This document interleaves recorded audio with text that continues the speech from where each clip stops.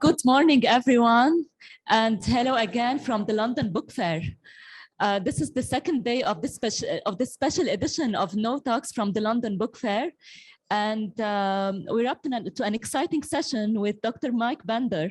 Before we start, I'll begin with some logistics, with some housekeeping. So we have audience online with us. I'd like to inform them that the session will be held fully in English. However, there's a possibility to join us in Arabic, to listen to the Arabic interpretation. For this, all you need to do is click on the interpretation button on the bottom of your screens. And also, please don't forget to put your questions in the Q&A box.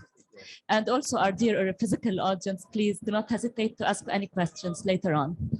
So welcome. Hello, Mike. Hi there, how are you? I'm good. So we'll be sharing a mic first. We have two mics.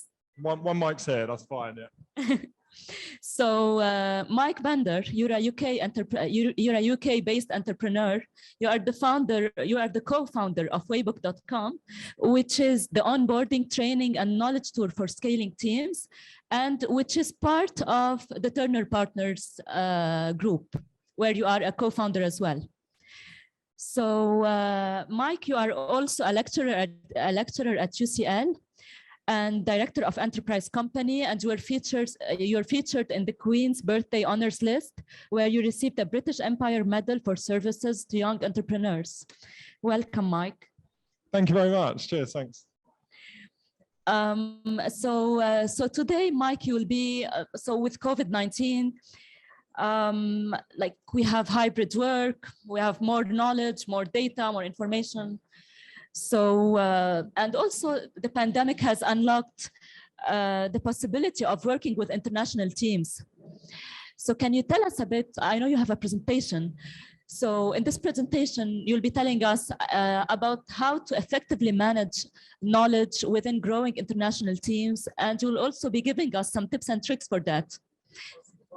Yeah, that's certainly the plan, yeah. Thank you, Mike. Please go on. Brilliant. Thank you for the introduction, and thank you all for joining us both physically and remotely. As Stephanie kindly mentioned, I'm Mike Bandar. I'm one of the co-founders of Turn Partners, and we're a startup studio that's focused on the acquisition, the turnaround, or creation of digital businesses. We're very much involved in knowledge, and as the slides say, knowledge management within scaling teams. But really, this kind of fascination with knowledge came when we first started Turn Partners. So we're a portfolio company. We have a few different businesses that we share some resources and teams and things like that. We've got lots of activity in the background here. And what we basically do is in 2013, we were running a business. It had achieved a bit of growth, a bit of scale. We had a dedicated team here in the UK. And we had the idea that we wanted to expand the group within Turn Partners. So we wanted to start a new business. We spotted an opportunity, and we had the concept that we could take our existing team, our existing resources, and apply it to a new challenge. I'm sorry, I think I missed that. When did you start your business, Waybook? So that was originally, so this business was originally in 2013. Waybook was more recent. So when we started this business and we wanted to go to the next one, the second business, it was successful for us to pull our team and our knowledge and our insights. And we started a company called Hopper HQ, which is a planning and scheduling tool for social media. And it was amazing. It grew. The knowledge we learned in our first business successfully worked in the second business. But as soon as we expanded that team, and we were a remote team before it became cool, so we had team in all different countries in the world, we realized that actually the way we manage knowledge for our remote teams is fundamentally different to how we manage knowledge for a team in the office. And it really crystallized in my mind when one of our marketing staff confessed to me they were a little bit out of depth on a press project they were running. But in my mind, how we manage the press and the media was so integral to who we were as a business and our core knowledge. I just realized that sharing knowledge by osmosis doesn't work. It's actually impossible to be hopeful that knowledge is sharing. So anyway, long story short, I became fascinated by knowledge management. And speaking with lots of other business owners and lots of other founders, I realized that this imparting knowledge, onboarding team, training team members is one of the most difficult tasks. So when we come to today and we talk about managing knowledge within scaling international teams, this has become more fascinating in the last 2 years, because actually the whole world and the situation has changed. And the working world that we're in now is that 50%, more than 50% of employees are actually working more than half of their time out of an office. Also, about 83% of candidates would now choose an offer that had geographic flexibility when presented with 2 similar offers.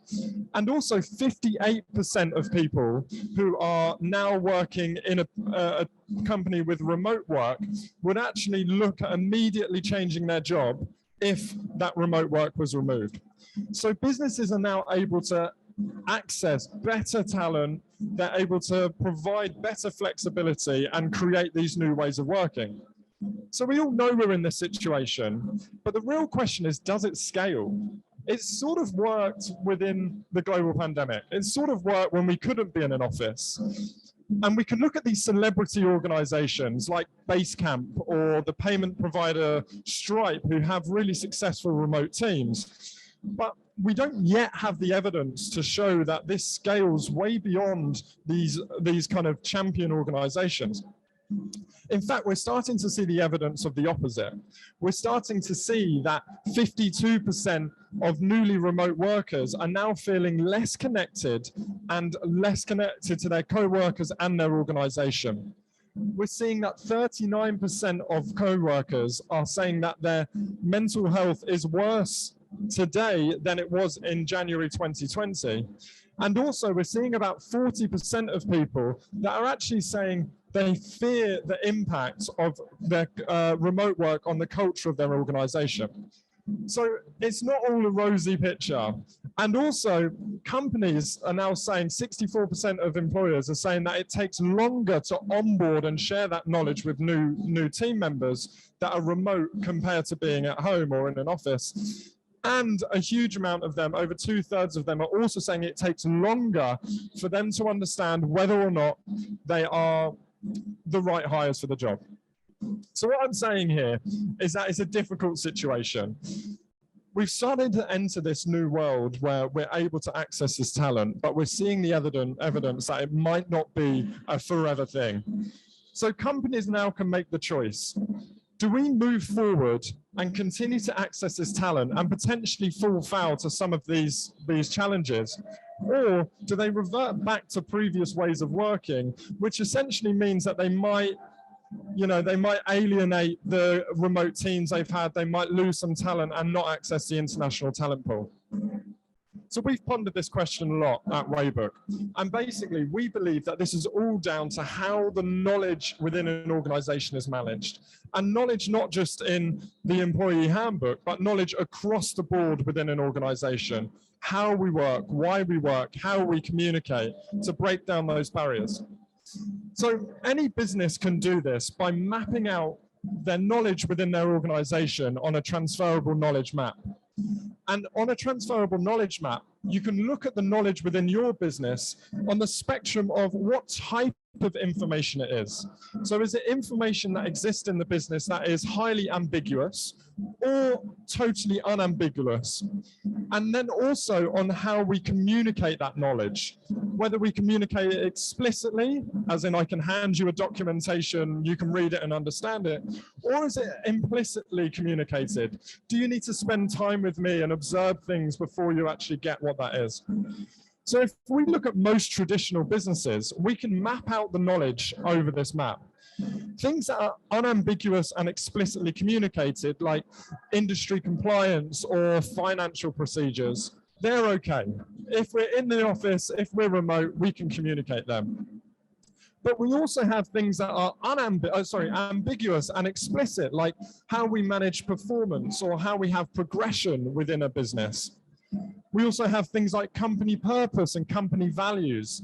And this is knowledge areas which are unambiguous, as in we know what it is, but the level of depth and understanding requires kind of implicit communication as well as explicit. But then, and this is where the real danger lies, is we have ambiguous knowledge which is implicitly communicated across all of our organizations. Things like how we conduct customer exploration or the interpersonal skills which are appropriate within our business. So a knowledge transfer map will look different for almost every business, but typically we can map out what this looks like. And what we've discovered is the knowledge transfer map of the vast majority of businesses is totally unaligned to what is required for this new version of work. What is required to onboard people faster, bring people culturally aligned and communicating most effectively. So if we break down these different pieces of information, we can actually see that on these 4 quartiles, we essentially say in the top right, the explicit and unambiguous communication is transferable knowledge. The ambiguous but explicit is shareable, as in I can give you that knowledge, you can absorb it, but you might not be able to immediately apply. We also then have absorbable information. That means that when we're sharing that information, the more you're around it, the more you're experiencing it, you do pick it up. But then anything else here is kind of hopeful. It's hopeful information. It's difficult for that knowledge to be transferred, shared, or absorbed. So our perspective is in the future of work, when we're having more asynchronous communication, when there's more, time zones to deal with and languages and cultural barriers, we need to be managing our knowledge up and to the right, turning hopeful into shareable or absorbable and making all of that transferable. And this is essentially where we want all of our knowledge to be in order to address some of the issues we've discussed before. So that then begs the question of how we do this. How do we make knowledge transferable in today's organizations that future-proofs them moving forward? And we have kind of 5 fundamentals that we work with our Waybook users or anything else. And actually it's understanding these fundamentals that have led us to the creation of Waybook, which is of course an onboarding and training and knowledge management tool. It's all quite meta, really, that's happening. So the first thing here is about enhancing all knowledge in all locations. When we're in a traditional work environment, we almost don't have to worry too much about what is or what isn't knowledge. Whereas actually, if we appreciate and accept that knowledge lives everywhere, knowledge lives in how we do things, why we do things, what we've learned, and that wisdom, we're able to then understand that we can turn those ideas or insights into processes, into knowledge, and try and codify that as much as possible to make it transferable. And ultimately, it's about enhancing the knowledge to become from tacit knowledge to implicit, then to explicit, trying to build crystallized views of what that is as we move forward. The second thing is about classifying our knowledge. So once we have a broad spectrum of all knowledge that exists within the business, we can essentially then decide what is the purpose of that knowledge. Is it for compliance? Is it for consistency? Is it for the headspace of our senior leaders so they don't have to keep on thinking about stuff? And then secondly, what is the purpose of the activities required by that knowledge?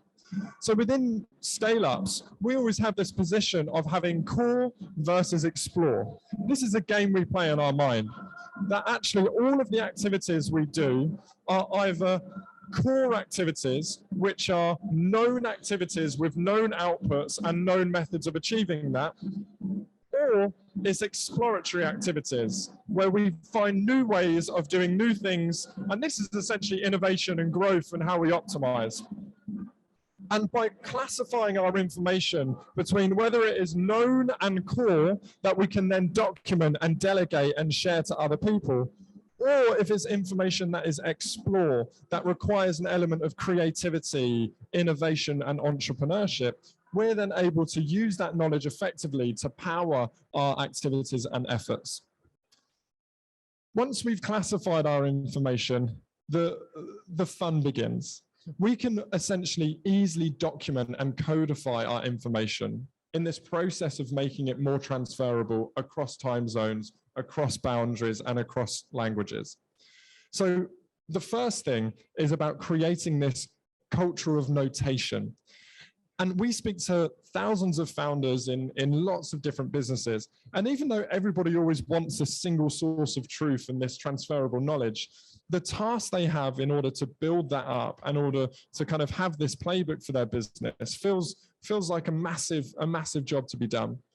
But by creating this culture of notation, where we're actually able to, note for ourselves and edit for somebody else, that actually we don't have to have the final way of doing something before we write it down, means that actually this iterative process of documenting our knowledge and kind of codifying our knowledge becomes a daily task. That actually it starts today and it almost never finishes, but the value begins as soon as we kind of create anything. The other point here is about removing ambiguity wherever possible. Now, we've all written those emails or shared those WhatsApps or Slack messages where we're kind of reading it and maybe we're not entirely explicit with what we mean, what we're sharing, what we're asking for. And quite often it's because sometimes we don't exactly know what that is and we're leaving that creative freedom. But when we're sharing knowledge in that way, any area for ambiguity is essentially an area for misinterpretation. So it's about removing that ambiguity wherever possible in the kind of sharing of knowledge. But when we pair that with the fact of us from the previous point about classifying what we're using that knowledge for, it's fine for there to be unambiguous areas, just as long as we're specifying that it can be interpreted or created in different ways. And then the final thing is, once we've started noting down documentations and processes and we've edited it in a way for sharing it to someone else and we've removed the ambiguity, we can actually use mixed media to do this. So if you look at most businesses, and we see businesses from ski resorts in America to the Sheraton Hotel in Portugal and lots of people that use Waybook, they'll come to us with binders of SOPs and documentation and handbooks. And typically, the way we share knowledge is either by word or by writing. Whereas now, actually, it's so easy for us to create videos, audios, images, GIFs, automations in order to share that knowledge. So by really enhancing that knowledge as we document and as we codify. So the penultimate thing I'd recommend is to centralize. Now, some businesses do have these amazing resources. As I mentioned, the Sheraton would have a handbook which is printed and beautifully color-coded and binded. But where does this live? And how do I as a team member have access to this? Part of the trick here is to build a single source of truth within our businesses. To say no matter what knowledge we have, we need to also remove the ambiguity about where that knowledge is and when it was most recently up to date. So we create this single source of truth and essentially remove the barriers and silos that exist in most organizations.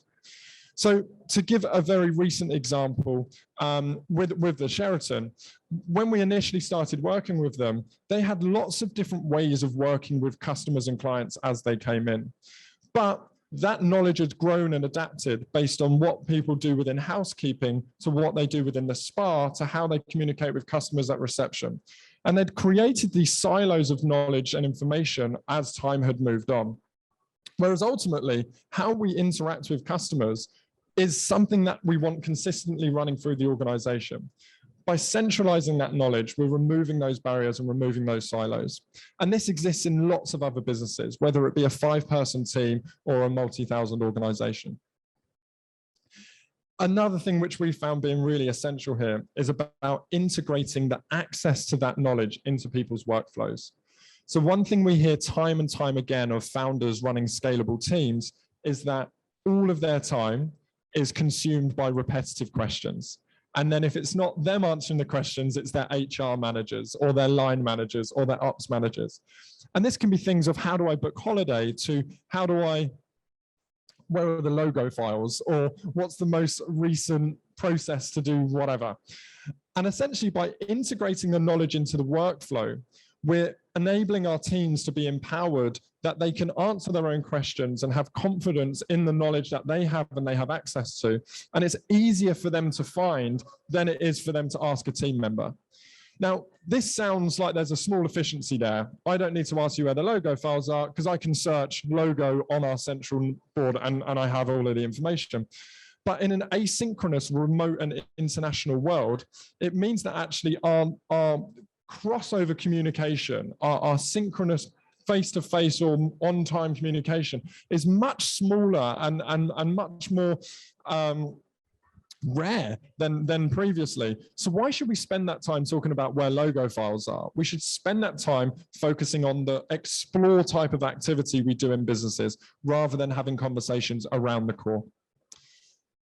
And then the final piece, and this is once we've got everything together, it's documented, it's classified, it's centralized, it's in people's workflow, is about finding those points of evidence that knowledge has not just been shared, but it's been transferred and it's ready to be executed. And this is actually around making knowledge interactive. Gone are the days where you can send someone a 20-page PDF on their first day and you can guarantee they'll read through it and they'll understand and whatever else. We can use technology and logic to make sure that people are not just having a one-way relationship with knowledge, but actually they're able to ask questions back, they're able to search, they're able to execute evidence. And that could be through tests and assessments in a very light touch way, or it could be through actions and tasks that requires the evidence that people have not just got access to the knowledge, they've not just understood it, but they can actually apply and execute on it. And essentially, once we've created this two-way relationship with both consuming and sharing and challenging the knowledge within an organization, we can champion the application iteration of that knowledge to ultimately create an empowered knowledge culture within our organizations. And with the headspace and the time we've created by not sharing files and ask and answering the same questions, we have the space and the motivation for iteration. And what this ultimately means is that our organizations take a collective responsibility for the knowledge. We can set this culture to champion the identification, the crystallization, the centralization of our knowledge. And it essentially means that the people who are currently controlling this, be the CEOs, the ops managers, the HR managers, we're really diving deeper within our organizations and creating this groundswell of responsibility. So that is how we believe managing knowledge within growing international teams is done or is started. Of course, these are the high level tips of the icebergs, and I'm sure we've got lots of questions that we'll dive into. And actually, these are the lessons we've learned and the challenges we've seen that have led us to build Waybook as the kind of single source of truth for small and medium-sized growing teams. Great. Thank you, Mike. That was really comprehensive and really insightful. And I was checking the comments from the viewers. Everyone wants the presentation. that means there was too much in the presentation, I think. Sorry, but of course, yeah, we can circulate. Yeah. Yeah. So I wanted to ask you. You mentioned the evidence that like to know that the management, like the knowledge management technique, that it has worked. Like, what are the tools that you use to ensure that this evidence, like, to ensure that that the knowledge management process was effective? Absolutely. Well, I think ultimately it will be execution and delivery, right? So I'm talking super high level. If we're onboarding somebody into making a jam sandwich, then actually if they've made a good jam sandwich at the end, then that's the evidence we can see and taste. But in the whole world of kind of making things lean and iterative and being able to understand whether success has happened faster, to fail faster, break things faster, and develop faster. It's actually more about breaking down from the final proof point, what do we need to see in order to know that that knowledge has been absorbed? The very basis, the very easy one is asking 3 or 4 simple questions that require somebody to have that knowledge to share back. And actually, when we were initially designing Waybook, we have tests and assessments within. So say, let's stick to my very bad example about making a jam sandwich. If you go through the process, you can then answer questions to prove that you know the butter goes before the jam and everything else. But the way we've seen people use Waybook within their organizations is they don't have these tests and assessments at the end of sharing knowledge. They're actually making very small kind of thoughts and questions. So instead of having 5 questions at the end, they might have 1 or 2 questions that they then put in between the knowledge. So we might say, here is where the bread is in the kitchen. And then they have a question on where is the bread in the kitchen? This is a really bad example I've accidentally found myself in. But you know, by asking that question, then sharing the next one and going the next one, this is where it creates this interesting cadence of absorbing that communication. So instead of me going through loads of content and answering your questions, it's almost like a level of reinforcement. So asking for a playback of the knowledge is the basics. What we do within a lot of our businesses is we actually put kind of small tasks together. So, you know, when we're hiring developers, we will have a process within that says, build this small tool or apply this small thing. And we do that for the fundamental skills and knowledge that we're sharing, all the way up to the execution of the actual item that we're building. So I would recommend try and identify where the meaningful proof points are based on what knowledge you're looking to impart in a safe environment that enables people to fail. I think this is really important. Enables people to not have the knowledge, and that isn't necessarily meaning that we should push the knowledge harder.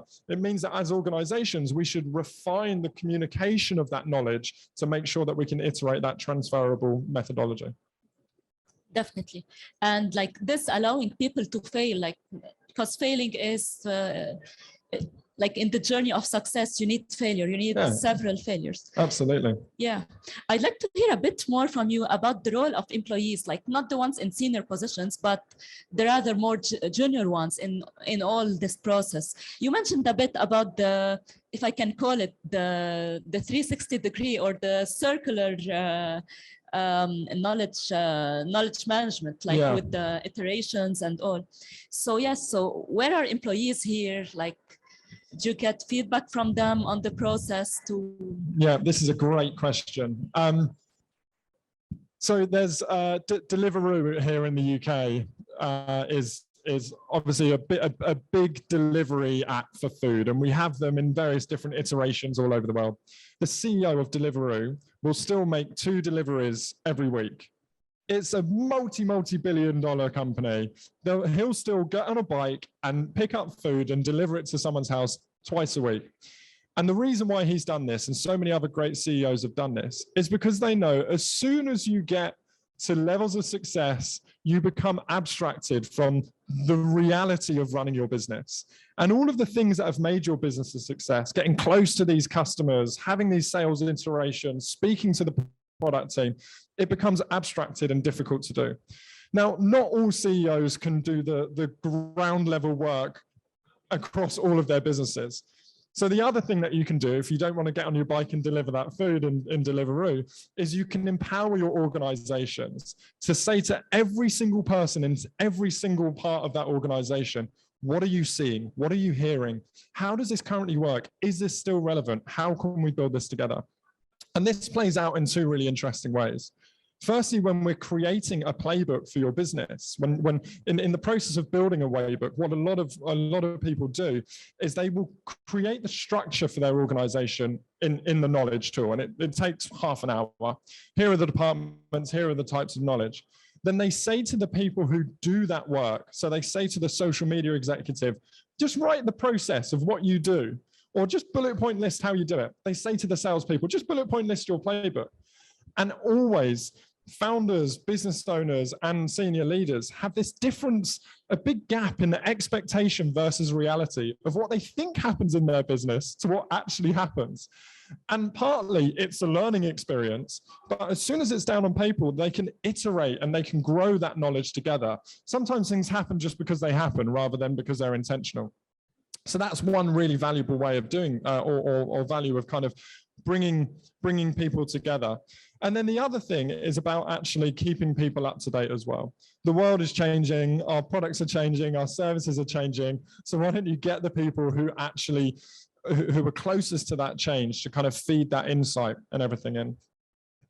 But I think it's also a personal effort, like to always be updated, to be curious, to like to want to be there. Like it doesn't have to be a top-bottom, top-down approach. It doesn't, and this works in various different iterations in different types of businesses, and really a lot of this is about creating the systems that then impact the culture. So actually it is a cultural thing as well.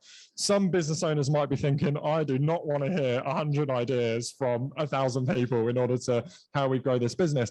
But it becomes self-fulfilling, because if we have really good knowledge management, then actually people's ideas and concepts become more focused and more crystallized. And then of course, people can kind of pass ideas up and through.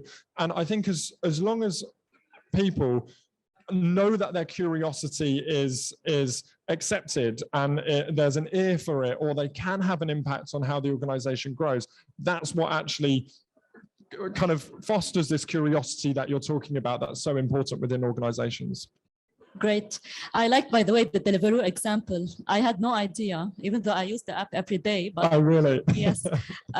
So it's all about like leading, like exemplary leading, and to create a sense of ownership in the employees. I think that's right. And actually, if you look in most organizations, people will typically see the knowledge, the knowledge of the thing that they're executing on, and maybe some of the information of the 1 or 2 departments that's close to them, right? If I'm in marketing, if I'm in social media marketing, I use this example because Hopper HQ, our other business, is a social media marketing source. My head always goes here. So if you're in social media marketing, you are onboarded in social media marketing, you get it, you understand the tools, and you might have a crossover with paid marketing and maybe another form of marketing. But actually, quite rarely are you fully, do you have access or understanding of how that works with the rest of the machine in most cases. But actually, the more we can kind of at least signpost what activities are happening where and what knowledge exists there. You know, people don't have to know everything, but what knowledge exists, where those known unknowns are. Then actually that means that we can kind of create and empower those people moving forward. Okay. I'll start taking some questions. I will start with the audience here. Does anyone have a question? No. Okay. So we have a lot of questions from the audience. From I can see your screen. There's a lot of questions there. Okay. So I want to ask you, how can you relate to these concepts in times of crisis? Oh, that's such a good question. I mean, my answer here would depend on what size of business we're talking about. If we're in a startup or kind of scale up, I'd say we're always in crisis, right? Like we're always in crisis. It's kind of what we do and how we operate.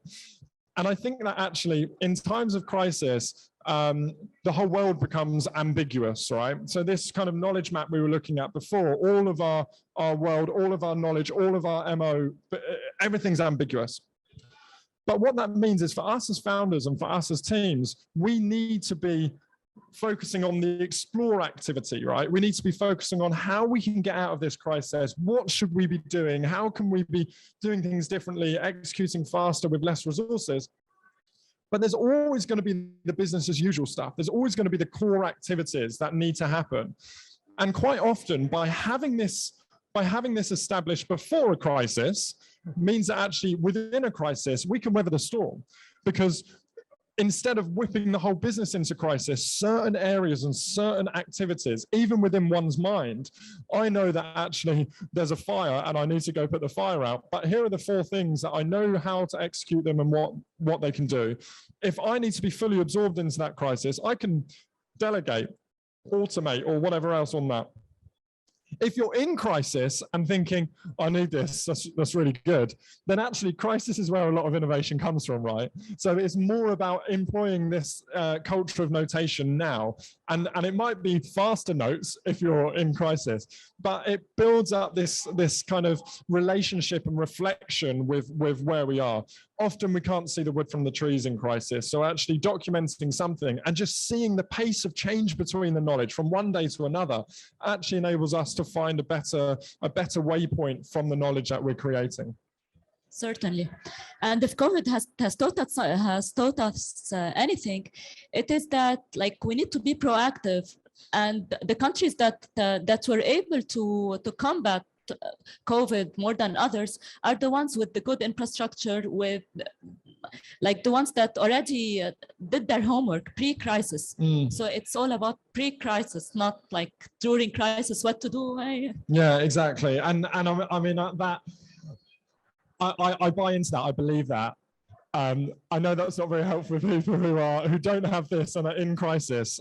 So I think there's still this still provides value, right? I mean, let me give one really brief example. When Waybook really started to scale a couple of years ago, I still held a couple of positions in Hopper, our kind of other business.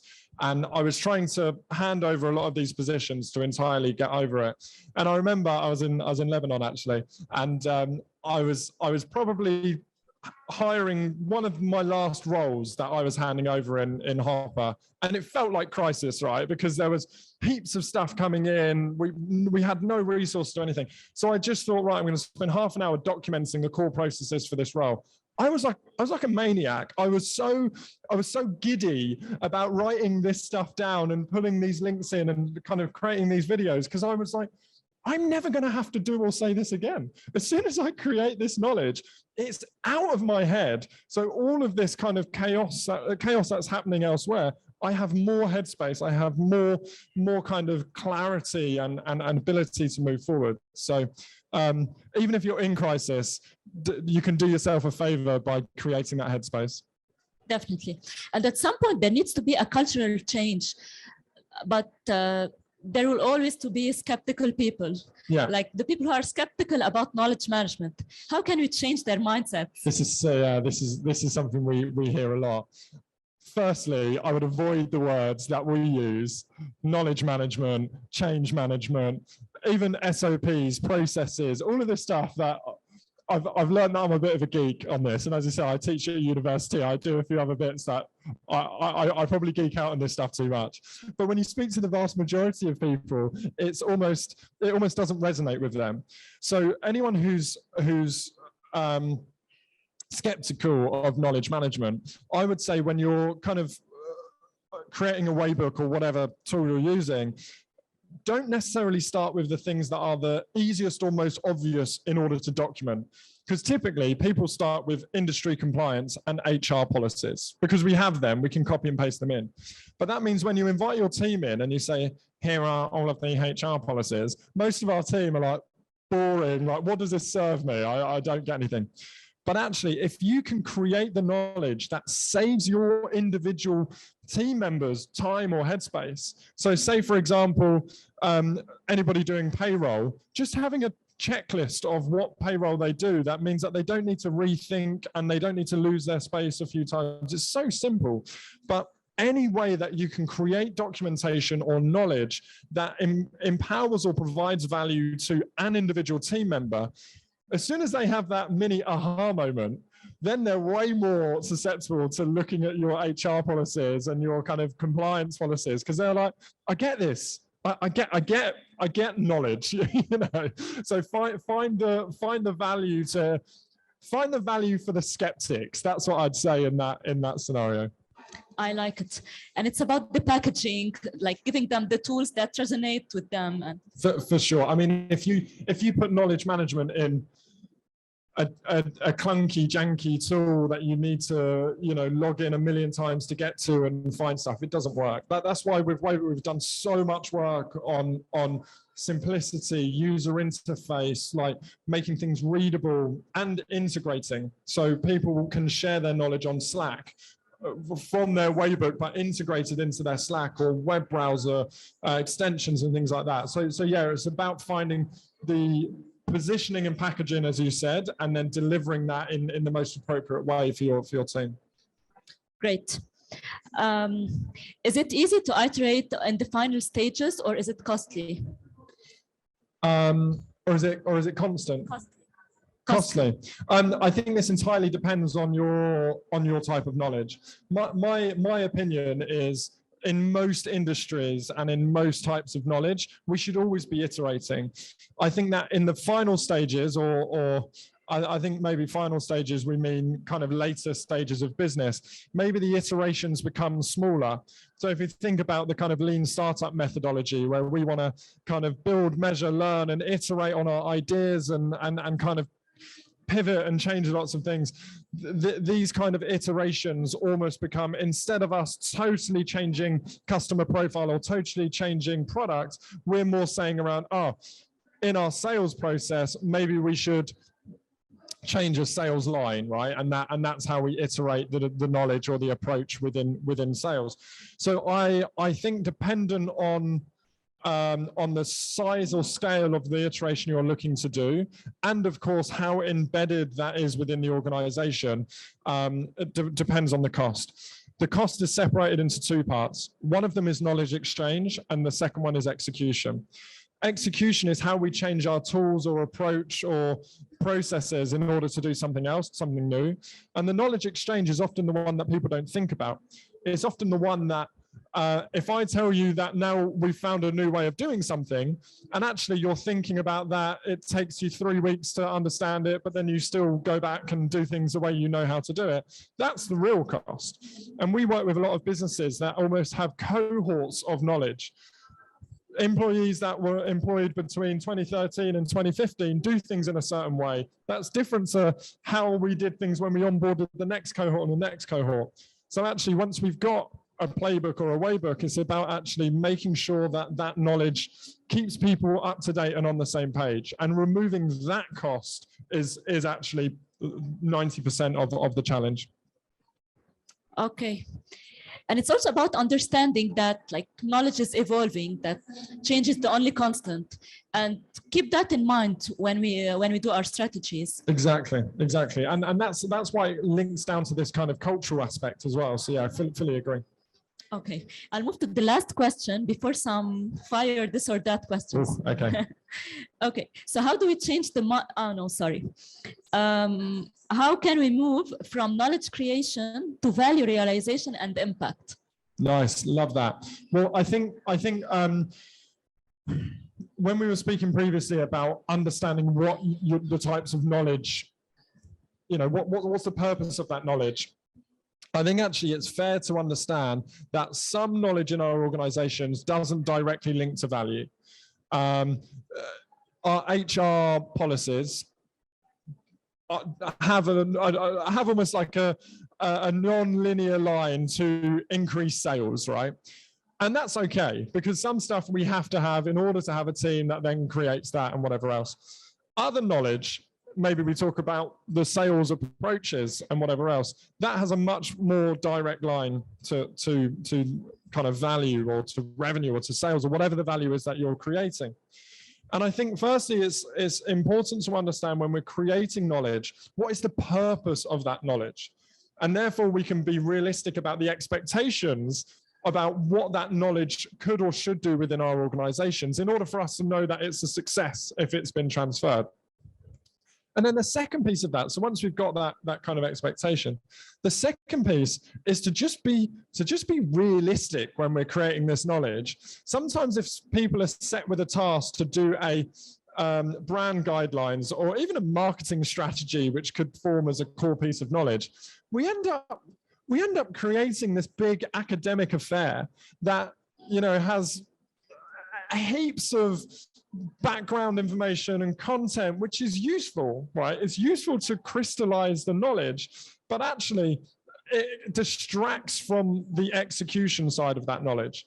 So in my opinion, great knowledge and documentation within a business should be separated between background and understanding and links to execution. Knowledge is insights and research, but it's also processes. It's also systems that we can actually follow on a step-by-step basis or understand the segments of how things work within a business, and then we can iterate on these individual things. So I think hopefully this gives a little bit more life to this concept of positioning what our knowledge does and why it does it. And just to have that discipline from day one, that sometimes we don't need to share with people. It's not necessarily to share with our teams how to be a great employee, which is the compliance stuff.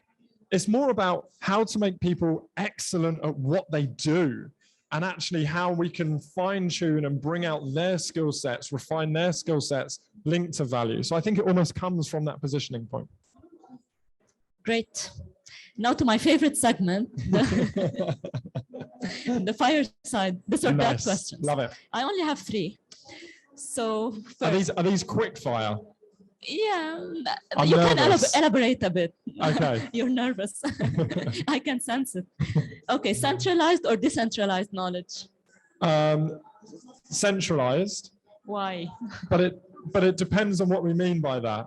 So I believe that knowledge should be centralized, and I believe that the development of knowledge should be decentralized. So centralized knowledge in, I told you I couldn't do a one-word answer. Centralized knowledge in terms of having this single source of truth, but the development of knowledge should be decentralized. Why should somebody, because they're more senior, start to have an impact on knowledge that's entirely run and executed by a different department? And I think that actually having decentralized conversations that then lead in a centralized kind of development of knowledge and then access to it is the way to go. I agree. You do agree? I do. When you asked me why, I felt like I'd given the wrong answer. I feel like I got it wrong, but I'm pleased. I'm pleased you're on board. I was testing you. Top-down or bottom-up approaches to knowledge management? Middle out. Okay. It's a cheap answer, I'm afraid. I think that there are certain things that can be top-down. This is structure and fundamentals. So when somebody's creating their knowledge management, as in if you bottom up where knowledge lives, where kind of decisions live, it would be chaos. So actually, I believe it is the responsibility of our senior leaders to create the structure and framework of how we position knowledge and where things live. And then I believe bottom up in terms of what's currently happening, and actually, if we start with the knowledge of what currently exists, then we're empowered to amend it. So structure from top down, knowledge from bottom up, and then knowledge development, which is the iteration from kind of middle out, if you like. And actually, we've done some really interesting tools within Waybook that enables some people to make suggested edits to knowledge, and then can be reviewed by managers and then approved and published, and then that's automatically circulated to the rest of the team. And yeah, we thought a lot about this. I'm glad you asked. Thank you. I think I know the answer to this one, but I will ask. Hopefully that means I do too. Yeah, let's see. So circular knowledge management or spiral knowledge management? Oh.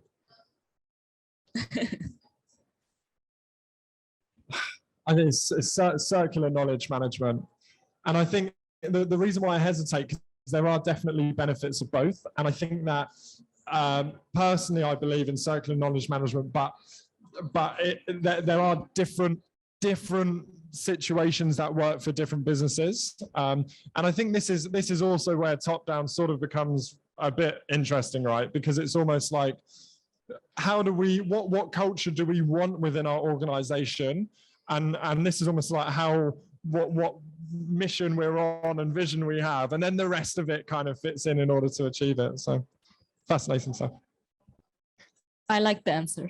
I expected it a bit, but like I didn't know the insight behind it. So right, yeah, nice, thanks. Yeah, So it's good. Thank you, Mike. Thank you. It's been great to meet you. Thank you so much. Yes, same here. I really enjoyed our conversation and your insightful presentation. Thank you so much. And thank you to our dear audience. Thank you to our interpreters and to the photographer and to all colleagues in the back end. Thank you so much. Nice, thank you. See you again tomorrow in 3 more sessions, also live from the London Book Fair. Thank you. Thank you very much. Have a great one.